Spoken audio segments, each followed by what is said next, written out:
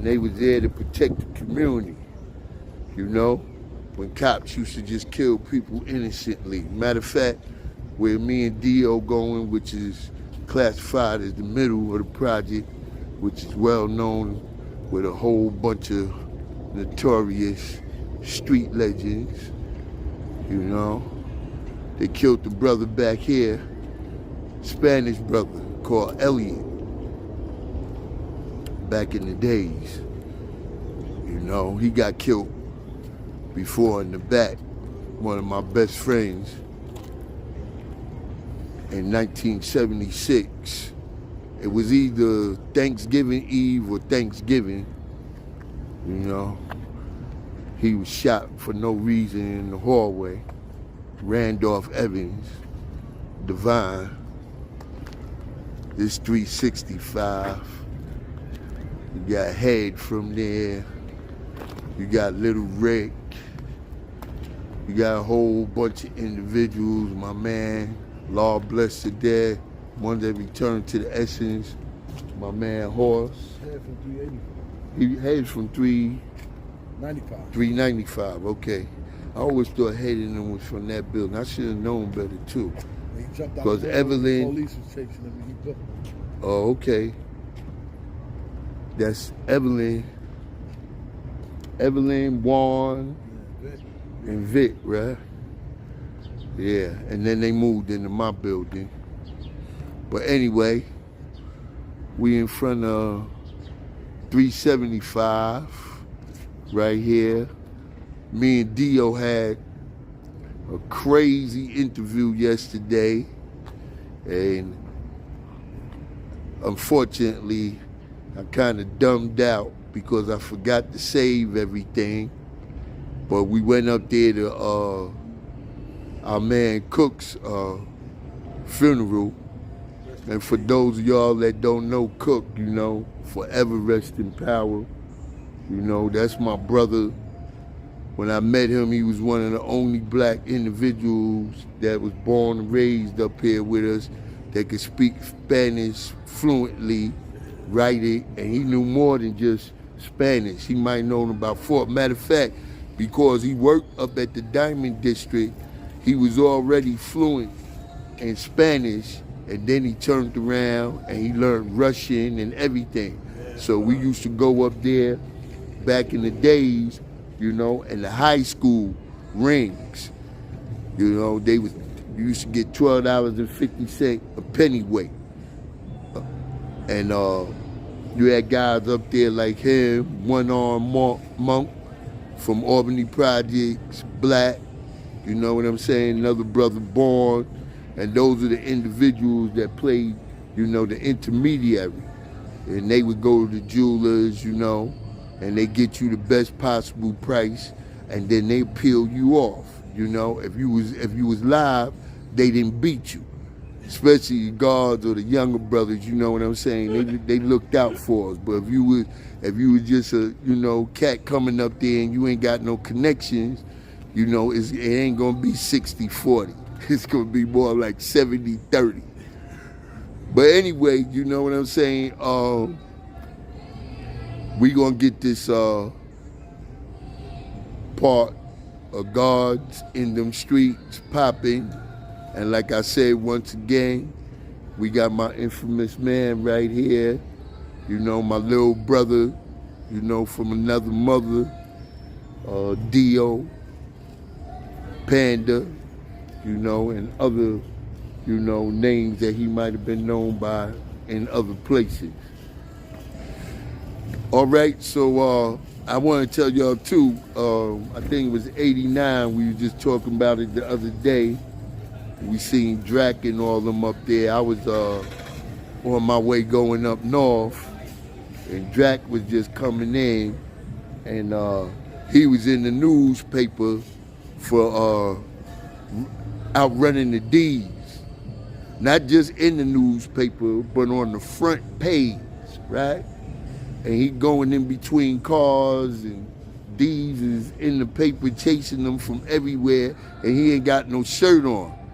So he just told me yesterday, he was like, yeah, Shy, you know, I got up in there, did my thing, And when I came out, they was chasing me. So I took $250,000 and threw it up in the air. And all the people started chasing the money. And he almost got away. But anyway, I just thought I would run that one by you. And I'm letting my brother begin to speak for himself. My first question is, always all the time, is how long you been out here in this area and in this project, Cypress Hills? Since like 1975. My family's been out here since like 1962 or whatever. Grew up native, East New York, Bed-Stuy. Initially, when we was here, my uncle didn't want my mom to be on this side, so we wound up being horse between Stuyvesant and Reed, 588.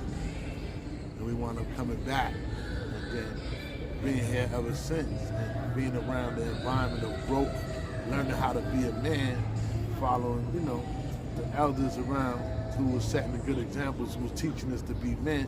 At that time, we might have thought it was good, but it still turned out for the better anyway, because most of us came through it in the positive manner, you know what I'm saying? And we got to learn the abilities to be men, to fight, to defend ourselves, economically, socially, financially. So, we didn't get stuck in one dimension, and that's what coming up in the projects teach you. And you can always make a difference, in your life, because there's a lot of stars that came from out of here. Harold Perrineau, Tim Wynn, good people, man, like successful people that you wouldn't even think that was from here. And it shows you the direction. It just showed that back here, from the time when we were young, so much violence has been going on. Timothy Parison, not cutting you off, he became inspector. He was inspector of the whole Kings County, Brooklyn. Yeah, that's right. And he came from here. Right. Came from here, so. Right up the hill. Yeah, right up the hill. So here could show you a lot of things. But like I say, you have brothers like Chappelle, other brothers like Ari, other brothers like Big Web, Drag, my man, God bless the dead, Hollywood and Pig. This is a lot of brothers that, they was a generation above us that was under them. So we learned a lot. And me understanding what it is to develop and grow, we had to learn here. We didn't have a chance. Our mothers was taking care of us, single parents, father, he was here for a minute and they got divorced or whatever the case may be, they separated. So, to be an independent or, single black mother being raised here in society with dealing with what's going on in this environment with the police brutality. You can't just blame them, we blame ourselves too. We blame society itself from the Willie Lynch slave and slave mentality. And some people are really messed up behind that with that mental health. And they can't come back from that. That's why mental health is so serious. It's even taking over the pandemic because it's been before and it's still here after and going, no matter how things look. And it reaches a level of young individuals who's not willing to learn because they don't have nothing. So when you take away jobs and situations like that, how can you grow? Most things that keep me focused and help me come out of it with the guidance from the bigger brothers like Shah, Shabay, and Good Brothers, and they showed you what it was. And they getting sugarcoated. You know what I'm saying? So you would say more or less like I say, by us not having fathers, and being in the community, when we come out, the individuals that we learn our manhood from, our fathers, the streets, right? The streets, and it was always, even from my time and what we try to pass on to y'all. You know what I'm saying? Is that it's some type of structure and respect. Because even when we was doing our things, a lot of people, they say, oh, y'all became this, y'all became that, and y'all talked it. Righteousness, but in the same token, you did other than that. But we didn't look at it like that. Right. Like I was talking to you the other day, and I was telling you about DC and me, Rick, and Tut, and just like the way they passed it on. Tut, they talk about him like that, but You know, a lot of them, they come from the same structure. We wasn't taught to do shit to our own people. You know, not that it made it right, but after, you know, you've been psychologically enslaved for 400 years, and I know, like me, as a young man growing up, you know, everything that was taught to me that was good, you know, that identified with, you know, a white man, you know, George Washington going into the church, you know, seeing a blonde-haired, blue-eyed, you know, person on the wall.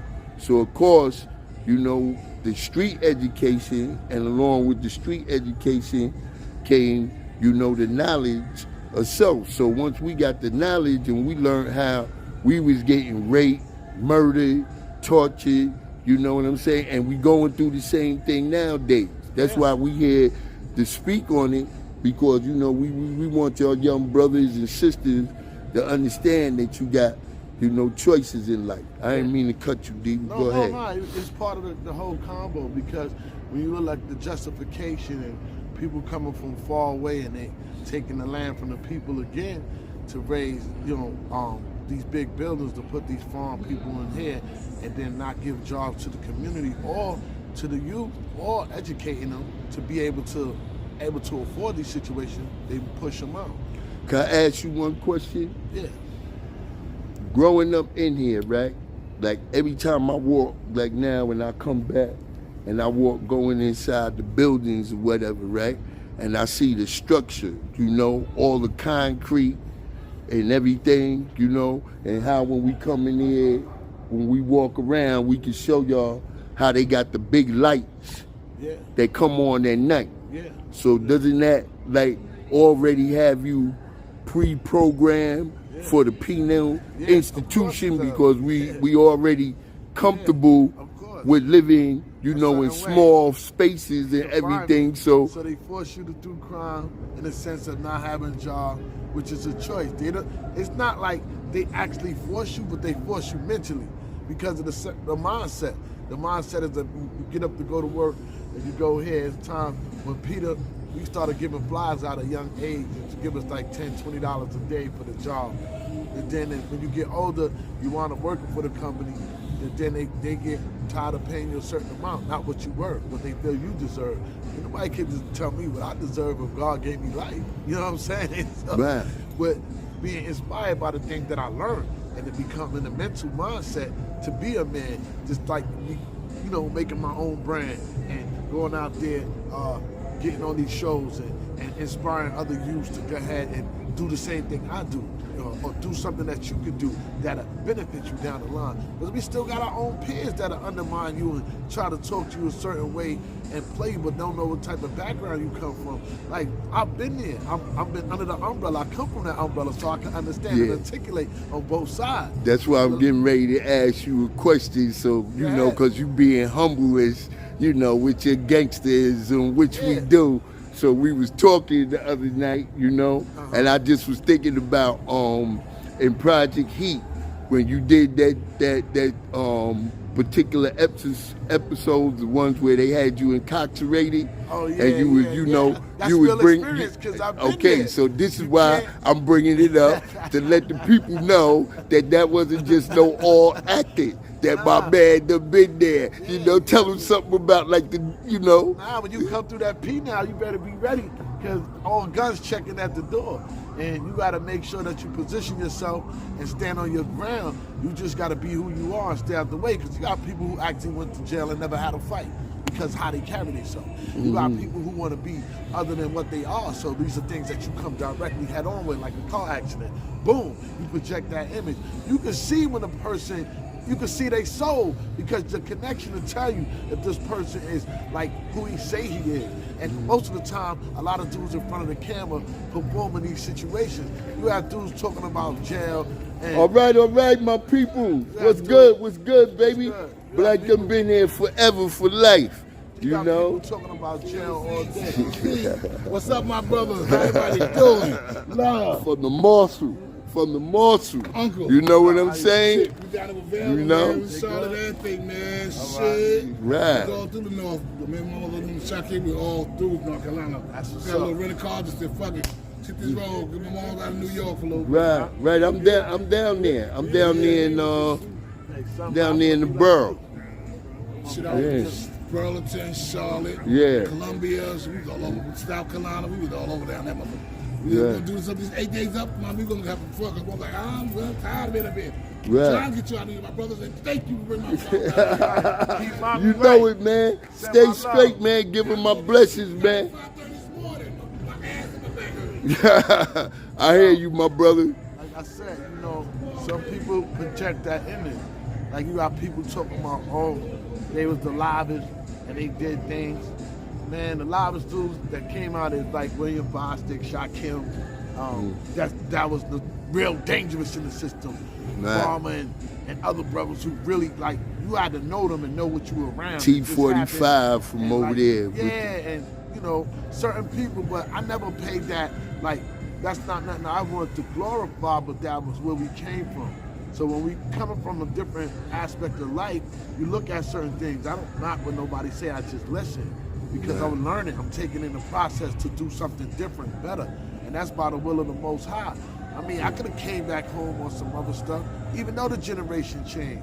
And it's just been a worse situation for me. That's not making no better, and I'm not helping my people, and I'm still keeping my foot on their neck like they doing us now. So it doesn't make no sense for us to keep repeating the same cycle. It's about growth, independency, understanding, you know, self-preservation, you know, prosper.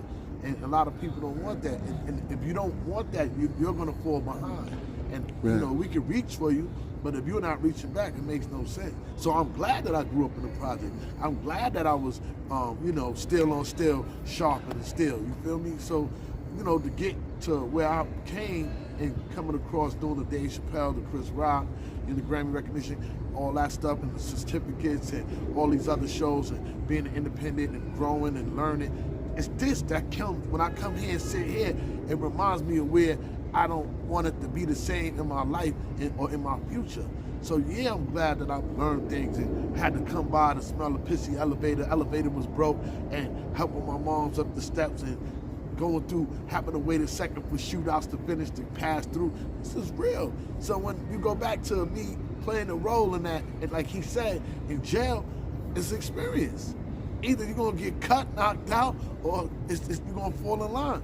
So it's your choice to stand up and be a man all the way around, not just physically, but mentally. Right. And if you ain't got no guidance and you ain't had knowledge of self, you was misguided. So you was all off balance. So I stay focused to keep pushing and maintaining and keeping my mind right.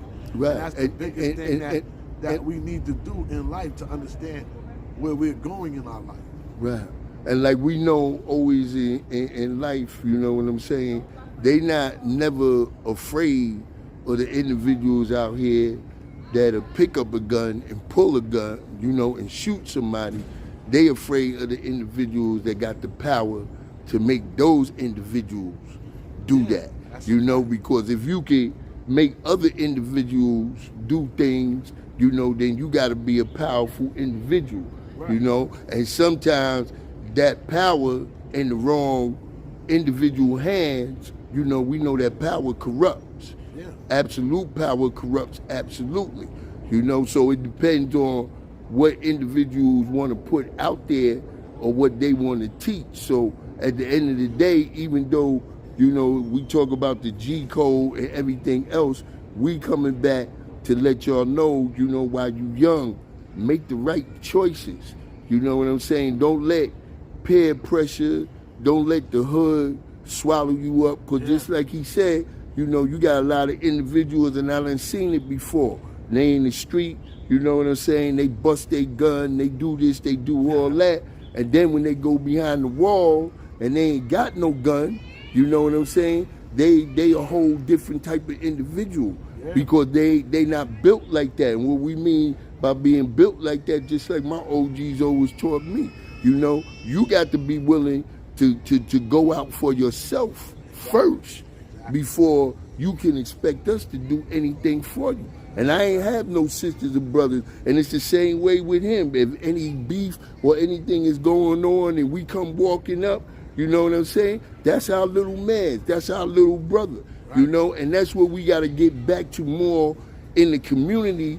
And a lot of individuals got to stop being afraid. Yeah. You know what I'm saying? I could still come through here, whether I'm hit with him or without him, just like he could come through here. And I like to come through here and see them because it's still an attachment, because some individuals may not know me. Like yesterday, right? I was in the back with them youngins, you know, and they ain't know me like that. But then we ended up at Cook Joint, and everybody that was there, that was somebody, because we all come from the same cloth. Exactly. Sometimes people fail to realize that we don't lift each other up, and this is what we was taught. Because remember, you know, when back in the days, used to give us money to go to the store and keep the change. They don't do that no more, because it's not that love. And when you see that, when you got people you grew up with trying to undermine you and connive you for $1, it hurts. So it just makes you stronger. You don't have to react in a physical format. You just play your part and get money and get it better, because you showed them that, look, I was aware of what you did. It don't make no sense for me to hurt you. Not hurting me, you can't take nothing from me. You did that, that's cool. That's the new me. Back in the day. That wouldn't have been you. We really know that, Dee-O, for a fact. So, all that, you know, you hear that. I come from a real cloth. Shout out to my cousin, Big Ramsey, Chappelle, you know what I'm saying, Hellraiser. Family, like, it's like our grandmothers had to deal with this. You know what was gangster? This gang ain't nothing about nothing now. When you had to live here in the 1952 when it was first built, and white people and black people had to fight each other because blacks couldn't come outside and sit on the bench, and they used to be throwing stuff from the window, and they used to wait for them to come downstairs, and they'd be rumbling. That's what our people had to go through coming here. Not cutting you off, like when I had you talking yesterday to OG, my OG, Malik, you know what I'm saying? And we was talking about how he used to deal with Prince Marky D's mother and everything. And then I asked him, you know, because we got our famous, you know, brother that's from out here, like I said, that put the battery in my pack. You know, another one, rest in power, my big brother, Minister Allah, you know, and they called him Ski Head. They had a legend out here that he went up there to Crescent Street and chopped the pizza man's head off and ran through the projects, so they called him Ski Head. But, you know, getting back to, they was the original imperial lords out here. Like I stated to y'all before, West Coast, East Coast, wherever you be, where these developments was, where black people was moving in. This project was built in 1954, you know, and I'm gonna show y'all pictures where they had, you know, when I first moved in here, some people that were Caucasian was our friend. You know what I'm saying? So when I first got around here and everything else, we couldn't even go past the park. We couldn't go on Pine Street. You know what I'm saying? Like I told them in the other joint, White Boy Petey ended up being a capo in the Gambino family and Gotti and them family. But getting back to then, the gangs that was formed, you know, which I said when I looked over there on the wall, the Black Messiahs and all them, they was formed because of the Caucasian gangs. When we went to 214, back then, I was telling another brother, you know, it was some Spanish dudes in my building, Papo, Cisco. You probably know Little Dave more, right? And right, I was younger. Right, and Papo had his eyes hanging out the window, you know, and over there on Autumn Street, which is in between Cypress and Linden Plaza right now, you know, going straight down Sutter Avenue, we would come home on the school bus, and the white boys would stop the school bus. And back then they had zip guns. You know, I come from the gangs with the zip guns, 218, with, you know, taking the antenna off the car and taking a bunch of rubber bands with wood, you know, to make a 22. So they would stop the bus, and I would tell the young, you know, cats where we was in the 4th, 5th grade, we know the program by now, get your eye in the bus, you know? And Papo kept sticking his eye out, and they pulled the belt buckle off and hit him in his eye.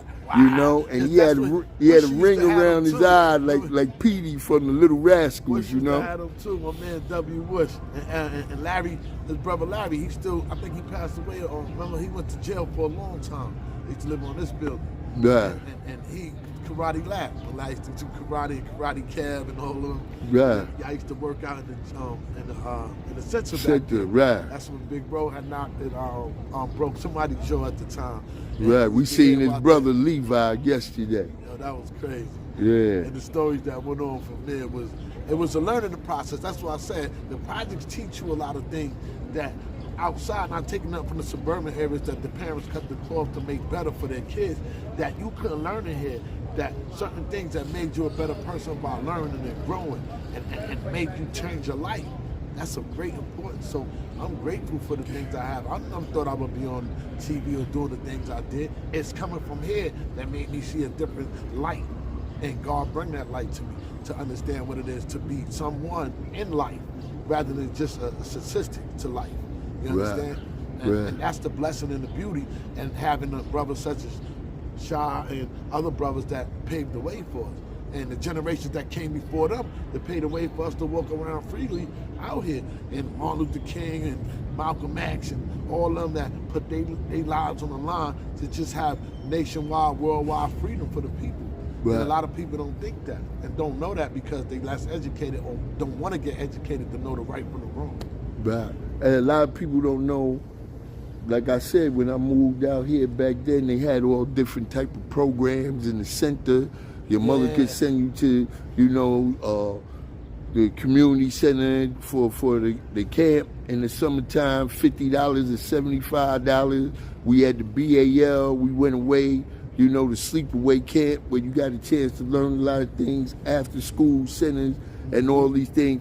And what I have to say to that is that when you take those things away, like we always say, an idle mind is a playground for the devil, So when you take those things away and people confuse, what I'm saying, a ghetto with a poverty-stricken area. Because when I first moved out there was plenty businesses and everything out here because, the majority of the people out here were still Caucasian. So therefore, when you got the businesses pay higher commercial tax. Right. You know what I'm saying? So therefore, that forces law enforcement to be more within the community because they got to protect the merchants. Yeah. But once we ran them out of here, Brownsville getting burnt down by the Tomahawks and Jolly Stompers, our brother Art Bar came back and built it up. Yeah, but a lot of these places, right, when they burnt them down, you know what I'm saying, and ran them up out of there, and there was no more commercial businesses in the neighborhood, then they became poverty-stricken areas. So when we're in poverty-stricken areas, we just got to keep it 100. Who becomes your role model? Right. The cats that's out here getting bread. You know what I'm saying? Right. Dudes pay rent for dudes. And you go back from the Black Panthers, they the ones who created the welfare system, and the welfare system came and stole it from them and benefit behind it. So when you look at things like that, it's just great to know that, see, when they burn the place down, it's already a deception. So that way the justification can be justified to take from you to move in and rebuild. They want to rebuild when it was going through poverty-stricken because they could care less about the people there. So the people now got to do it is fetch for themselves to build. That's where the stars come in. So that's how you can relate to roles. So like when you go to a casting and you do an audition, they're like, well, I want you to play this role. They don't know that you actually came from that experience to play that role. So sometimes they be like, oh, we're not looking for that. And then later on see you on other shows and say, yo, you know what? We had that guy before. Can we get in contact with him now? And God probably put you in a better position. Then they can't even contact you because you took it for granted what was before you because you don't have that experience to know. So, I'm grateful, like, once again, with Keith Watkins, with No Kids Left Behind, all the programs now that he have going on for the youth. He's the dean in the school. He came from here, too. So, it's a lot of DJ Keith Watkins, and like I said before, they don't give, right here in the middle, you had Randy, Hudson Sonic. They were the first ones with the light system. That's and you said when we had Black Family Day up in the bleachers, them had and Ferris wheel. Remember Bobby Brown came out here and the performances and all that? Right, and Keith Watkins is the first one who started that Def Jam before it even came Def Jam. As far as that when they made the concert, because remember, They used to DJ in the park. Right. You had people come from all over. Right. That's what I'm saying. I used to get my behind with because we used to sneak out at night and go right there and watch y'all be jamming, and this whole project be flooded. People coming from all over. So that was the first Def Jam I ever experienced in my life. Before Def Jams and all the stuff that they having out in Long Island and the summer jams and all that, used to be in the hood. That's where they got the idea from. And they took it and ran, because at that time it was free. Right. Remember, my mom was like, yo, what you doing outside? Come with a belt, whip your behind, get upstairs. You know what I'm saying? Right. So he had to. They had to get that. My point is saying that they had to see that to get that experience to take from somebody to then benefit off of it, where the people who really created should be beneficial, and it's not. Like, you know what I mean? So that's up to us to be educating ourselves and doing the right thing. That's why my logo is Armed Militant, Arm Your Mind. The logo is the brand is the logo. So it's about arming your minds, militarizing your lives, getting the education to be independent, to structure, not to be lazy, to be on time, to be diligent. So you militarizing that with that format. And the masses, when you see the logo, is the pain that we went through as a people that we cover. The red over the eyes is the blood of the ancestry that are killed on the land. The graves with those that remain in the grave and those that are still here. You understand? So it's to arm your life, make it better. Militarize it, move in order, be on point, don't procrastinate. Be independent. So this is why we have opportunities, all these opportunities with people like, you know, people who doing the stocks, the real estate, and you can be your own business owner. You know, take advantage of those situations. The time that you put in through the covert, you should have been still working, no matter what, even if it's working for yourself. That's the best time you're supposed to work for yourself and make better, because you know what it is. They want to take from you and keep taking from you, because they wouldn't be no wealthy people without poor people. So people don't realize that. So how you could look at me coming from where I'm at, and then you looking at people like you better than them? No, because if no people go to the hospital, no people watch television, nobody do nothing, what money would they make? They definitely broke, so they'd be on the same level as you. So now what you got to do is make sure you put your perspective in order and build your business, build your courage, get not be discouraged. Don't let nobody tell you you can't do it. Read it for yourself. And I like the inspiration from certain brothers, you know what I'm saying? Dang, he be giving it up. There's a lot of brothers that give it up, you know, but we got to maintain it. Those are the things that you want to follow. So coming from the hood, Ho said it best. And that was the experience. He know that. We used to throw the work in the can and run when the blue van used to come. Ain't never, that's a fact. That's why Ho, you know, and he laid it down. He didn't just speak about just Marcy. He just telling you how it went down. Generally, on all hoods when the blue vans to come. Right. And those was the oppressors. So we had to do what we had to do. So I'm not mad at nobody for allowing us the opportunity, as far as the brothers who played our fathers and big brothers who took care of the community and taught us how to fight, taught us how to be men, how to not let nobody play you or take advantage of you. That's how I wound up getting on Dave Chappelle, through that same system, because I followed and allowed myself to be put in a position where it was passed on. So I had to know how to relate to oneself to relate to others. If you don't relate with how to build with yourself, you can't build with nobody. All right, well, we're going to get ready to wrap it up, Dee-O. I appreciate it, you know what I'm saying, like always, and that's what this is about, you know. We trying to come and give something back, just as well as, you know, we took away when we did the things that we did young, growing up as youth, you know, being impressed by the things that are in our environment. Right. So we become products of that environment, right. You know, and we not saying that there's no excuse, but we know that there's many different things that have contribute to that environment. Yeah. And a lot of us, you know what I'm saying, is not even given a chance before we can even go wrong. Because if you born, you know, just like, you know, that same era, you know, in which the individuals that was born out of that, you know, that crack era, if their mother didn't have no conditional love for them, then, you know, it's impossible for them to love anybody else. So this is why we was, you know, they was able to do that. Don't talk about nobody.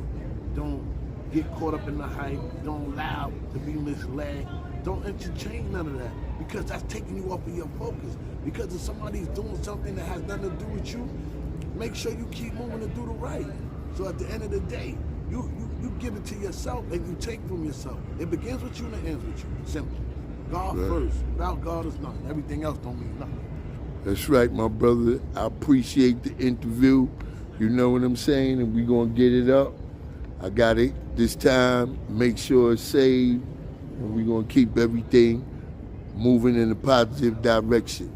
Once again, this is God in them streets. You know, I'm right here in my hood like I always can and always will. Because if you don't never come back to give to something in which you came from, you know what I'm saying, then you can't say that you really adding on to things. So we gonna end this right now and make sure none of these young ain't out here ready to do something they ain't got no business doing. All right? Peace out.